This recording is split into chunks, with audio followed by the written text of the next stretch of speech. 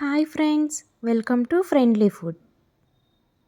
ఈరోజు మన రెసిపీ వచ్చేసి స్వీట్ పొటాటో కట్లెట్.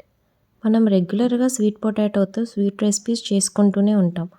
అలా కాకుండా ఒక్కసారి ఇలా స్వీట్ పొటాటోతో కట్లెట్ తయారు చేసి చూడండి. పైన క్రిస్పీగా లోపల సాఫ్ట్గా చాలా బాగుంటుంది. టేస్ట్ విషయానికి వస్తే స్పైసీగా అండ్ స్వీట్గా మిక్స్ అయ్యి టేస్ట్ యమ్మీగా చాలా బాగుంటుంది. ముందుగా ఒక కుక్కర్లో స్వీట్ పొటాటోస్ని తీసుకోవాలి. నేను 3 పెద్ద సైజు స్వీట్ పొటాటోస్ తీసుకున్నాను. అందులో కొంచెం వాటర్ పోసి మూత పెట్టేసి మీడియం ఫ్లేమ్లో 2 విజిల్స్ వచ్చేంత వరకు ఉడికించుకోవాలి. 2 విజిల్స్ వచ్చిన తర్వాత కుక్కర్లోని గ్యాస్ తీసేయాలి. తీసేసిన తర్వాత మూత తీసి చూస్తే సాఫ్ట్గా ఉడికిపోయి ఉంటాయి. వాటిని ఈ విధంగా పొట్టు తీసి ఒక గిన్నెలోకి తీసుకోవాలి. ఇప్పుడు ఈ ఉడికించిన చిలకడ దుంపల్ని ఫోర్క్ యూజ్ చేసుకుంటూ మెత్తగా స్మాష్ చేసుకోవాలి. ఎటువంటి గడ్డలు లేకుండా మంచిగా స్మాష్ చేసుకోవాలి.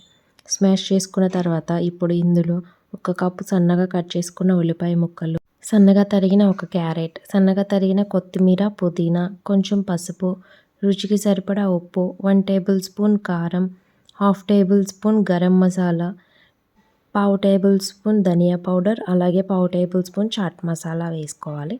అలాగే ఇందులో 2 టేబుల్ స్పూన్ కార్న్ఫ్లోర్ యాడ్ చేసుకుంటున్నాను.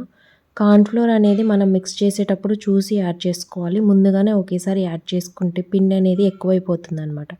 ముందు 2 టేబుల్ స్పూన్ కార్న్ఫ్లోర్ యాడ్ చేసుకొని ఒకసారి మంచిగా మిక్స్ చేసుకోవాలి. ఈ విధంగా ఉండలేమీ లేకుండా మంచిగా మిక్స్ చేసుకోవాలి. మొత్తం మిక్స్ చేసుకున్న తర్వాత ఇంకొంచెం లూజ్గానే ఉంది, ఇంకొంచెం పిండి పడుతుంది. ఇంకొక 2 టేబుల్ స్పూన్ కార్న్ఫ్లోర్ యాడ్ చేసుకొని మంచిగా మిక్స్ చేసుకోవాలి. మీ దగ్గర కార్న్ఫ్లోర్ లేకపోతే రైస్ ఫ్లోర్తో అయినా ప్రిపేర్ చేసుకోవచ్చు. ఇప్పుడు ఈ పిండిని చపాతీ ముద్ద ఎలా ఉంటుందో అలా ప్రిపేర్ చేసుకోవాలి. చపాతీ ముద్దలాగా కలుపుకొని పక్కన పెట్టుకోవాలి. వీడియోలో చూపిస్తున్న విధంగా ఇలా మిక్స్ చేసుకోవాలి. ఇప్పుడు ఈ దీంట్లో నుంచి కొంచెం కొంచెం బాల్స్ లాగా చేసుకొని వాటిని కట్లెట్స్ లాగా షేప్ చేసుకోవాలన్నమాట.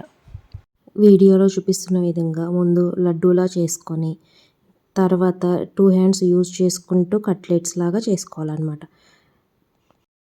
సైడ్స్ అనేవి పగలకుండా మంచిగా బిస్కెట్స్ లాగా ఒత్తుకోవాలి. మరీ ఎక్కువ మందంగా ఒత్తుకోకూడదు, అలాగని మరీ పలచగాను చేసుకోకూడదు. మీడియం సైజులో చేసుకోవాలి. ఈ విధంగా ప్రిపేర్ చేసుకున్న కట్లెట్ని కోకోనట్ పౌడర్లో డిప్ చేసుకోవాలి.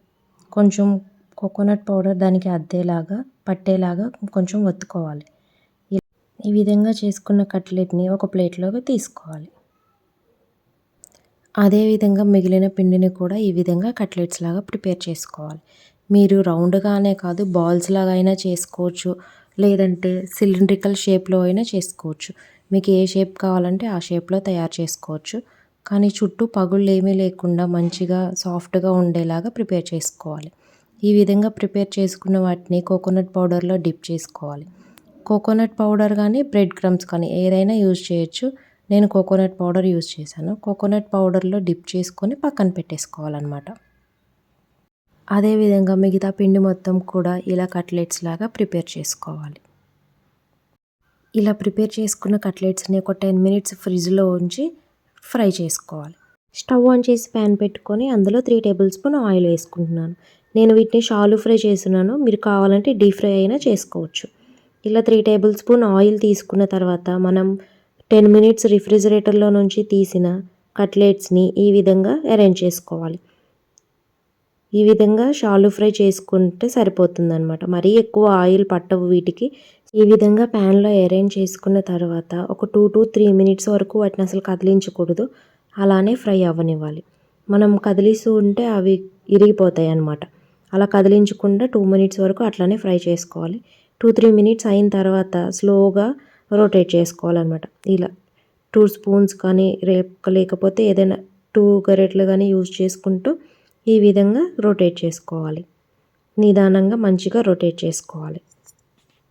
2 సైడ్స్ మంచి గోల్డెన్ బ్రౌన్ కలర్ వచ్చేంత వరకు ఫ్రై చేసుకోవాలి. వీడియోలో చూపిస్తున్న విధంగా ఇలా గోల్డెన్ బ్రౌన్ కలర్ వచ్చేంత వరకు ఫ్రై చేసుకున్న తర్వాత టిష్యూ పేపర్లోకి తీసుకోవాలి. అలా తీసుకోవటం వల్ల ఎక్సెస్ ఆయిల్ ఏమన్నా ఉంటే పోతుందన్నమాట. అంతే అండి, చాలా సింపుల్ అండ్ టేస్టీగా ఇలా స్వీట్ పొటాటో కట్లెట్స్ తయారు చేసుకొని సర్వ్ చేసుకోవడమే. స్వీట్ పొటాటో కట్లెట్స్ని టొమాటో కెచప్తో సర్వ్ చేసుకుంటే టేస్ట్ మాత్రం అదిరిపోతుందండి. మీరు కూడా ట్రై చేసి ఎలా వచ్చిందో కామెంట్ చేయండి. అలాగే ఇలాంటి మరిన్ని రెసిపీస్ కోసం మన ఛానల్ని సబ్స్క్రైబ్ చేయడం మాత్రం మర్చిపోవద్దు. Thanks for watching.